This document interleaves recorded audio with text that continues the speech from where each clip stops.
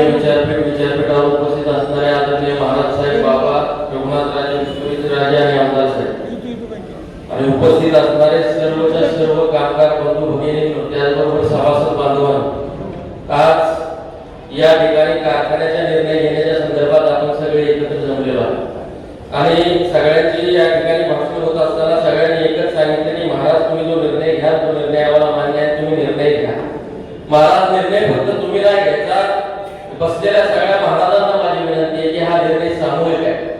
कारण जिथं राम तिथं रावण आहे आणि रावण म्हटलं की 10 गुंड असतात. ते रामायणापासून चालून आलेलं आहे. आज ज्या परिस्थितीत आपल्या श्रीरामावरती रावण चाल करून आलेला आहे आणि त्या रावणाची 10 गुंड 10 गावात जाऊन ज्या पद्धतीने बोलतायत ते बाष्कळ बोलतायत. ज्या पद्धतीने तुम्हाला सांगितलं जाते 200 रुपयाचा विषय, 200 रुपये कमी आलेत कोणाला या पटांगणात विचारा, मंचावर या कुठं खुली सभा लावा, आमची लोक बोलवा, तुमच्याकडची लोक बोलवा आणि शेतकऱ्याला ठामपणे विचारा की 200 रुपये कमी मिळालेत का? होईल ना खरं आणि खोटं काय ते. महाराजांनी ज्यावेळी या कारखान्याची धुरा हातात घेतली, ती धुरा हातात घेत असताना 100-125 कोटीचं ओझं या कारखान्यावर होतं. आज ओझं किती राहिलं त्याचा अभ्यास आम्ही कामगार म्हणून आम्ही सभासद म्हणून करणार आहे. एवढीच जर भूमिका आहे तर तुम्ही सगळ्यांना टाळ्या वाजवत जरा सगळ्या सभासदांपुढे या कामगारांपुढे एकदा मांडा.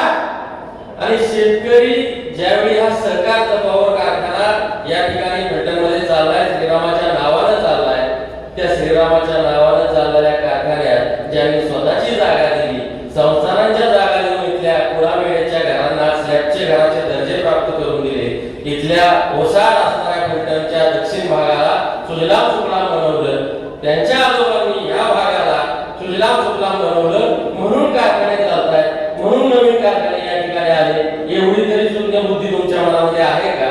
विरोधकांना सांगणे एवढंच आहे, ज्या पद्धतीने आता तुम्ही विरोध करायचं ठरवलंय तो विरोध करत असताना कुठेतरी या करारावरती विरोध करायला या, करारावरती बाबांच्या पुढे या. आता संतोष मामांनी आणि चेअरमन साहेबांनी, शेंडे साहेबांनी तुम्हाला ज्या गोष्टी सांगितल्या त्या गोष्टीवरती वापो करायला समोर या. त्यातून जर तुम्हाला काही गोष्टी निष्पन्न नाही झाल्या तर निश्चितपणे तुम्ही जो ठरवलेला निर्णय तो निर्णय घ्यायला तुम्ही 100% मुक्त आहात. परंतु महाराज साहेब, मला एक गोष्ट तुम्हाला आवर्जून सांगायची, आतापर्यंत बरेचसे मुख्यमंत्री होऊन गेले, तुमच्या कार्यकाळात तुम्ही बरेच मुख्यमंत्री बघितले असतील. यशवंतरावांचा अतिशय सक्षम आणि पुरोगामी विचारांचा वारसा असणारा मुख्यमंत्री या महाराष्ट्राला पहिला मुख्यमंत्री म्हणून लाभला आणि त्यानंतर या महाराष्ट्राचं दुर्दैव म्हणावं की काय, अतिशय जबाबदारी बोलतोय, एका पदावर असणारा व्यक्ती म्हणून बोलतोय, या महाराष्ट्राचं दुर्दैव म्हणून की काय की कंटेम्प्ट ऑफ कोर्ट, हायकोर्ट एक निर्णय देतो आणि निर्णयाला विरोध करणारे एक पत्र मुख्यमंत्री काढतात. आम्ही न्याय मागायला तुमच्याकडे महाराज साहेब, आता ही जनता रस्त्यावर उतरायला तयार आहे, कामगार तुमच्या बरोबर रस्त्यावर उतरायला तयार आहे, पण हे प्रशासन आणि यंत्रणा आम्हाला दाबून पुन्हा एकदा तो निर्णय घ्यायला पत्र जाईल आणि त्या पत्राने आमचे सभासद, आमचे कामगार पुन्हा एकदा वाऱ्यावर जातील. मित्रांनो, 2 मिनिटात सांगतो, 2 मिनिटाच्या पुढे चाललोय, फक्त गोष्टी काय सांगतो. सहकारी कारखाना ज्यावेळी चालला तो भागीदारी तत्वावर चालला, हे सर्वांना मान्य आहे का?